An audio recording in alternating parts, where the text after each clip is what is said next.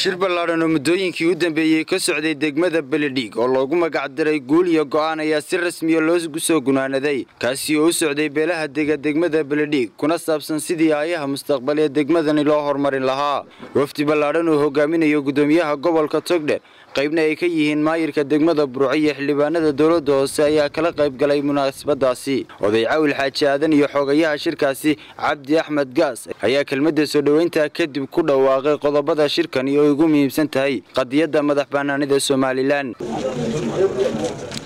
jiritaanka Soomaaliland waa muqadas gorgortana ma geli karo waxay beeshu ugu baaqaysaa dhammaan beelaha Soomaaliland nabad ku wada noolaasho kuwa deriska iyo kuwa kaleba boorinaysa dhammaan beelaha Soomaaliland ka shaqaynta nabadda iyo soo dhaweynta cid kasta oo nabadanaynaysa waxay ugu baaqaysaa dawladda Soomaaliland in ay dardar geliso soona dhaweyso cid kasta oo nabadda danaynaysa waxay soo dhaweynaysaa cid kasta oo maalgelin ku sameynaysa deegaamadeeda iyo dalka Soomaaliland guud ahaanba waxa lagu doortay 22 xubnood oo gudida guuda beesha ah shirkan waxa ka soo baxay 12 qodob oo guud iyo 5 qodob oo u gaara gudoomiyaha gobolka Togdheer maayirka degmada Burco iyo xildhibaan Diingool ayaa iyaguna si mug iyo miisaan loo soo dhaweeyay qodobadani wax ku oolka ay ka soo baxay shirkani inta muddada ka socday degmada Beledhig waxaan aad u taageerayaa ama aan wuxuu ahaa galay ama aan qaatay ama aan u arkay wax cuntamaya go'aamadii wax ku oolka ahaa halkan ka soo baxay bahweynta Beledhig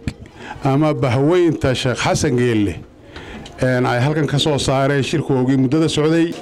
marlabaad waxaan mahad ballaaran ka celinaynaa soo dhaweyntii qiimaha iyo qaayaha lahayd ee nalagu soo dhaweeyay degmadan Xaaji Xasan Geelle ex Beledhig go'aankaas gaadheen Ilaahay idinka jasaayisiyo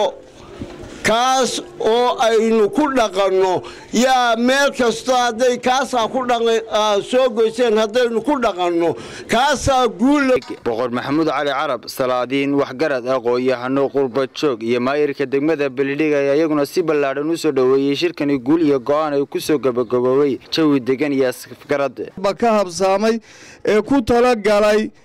shirka ballaaran iyo natiijada quruxda badan aynu isoogu nimi raggii asaasay ka shaqeynaya ku tala galay u dhabar adeegayna waanu mahad celinayaa Cabsaaq Farax Abdilaahi TV-ga qaranka Burco.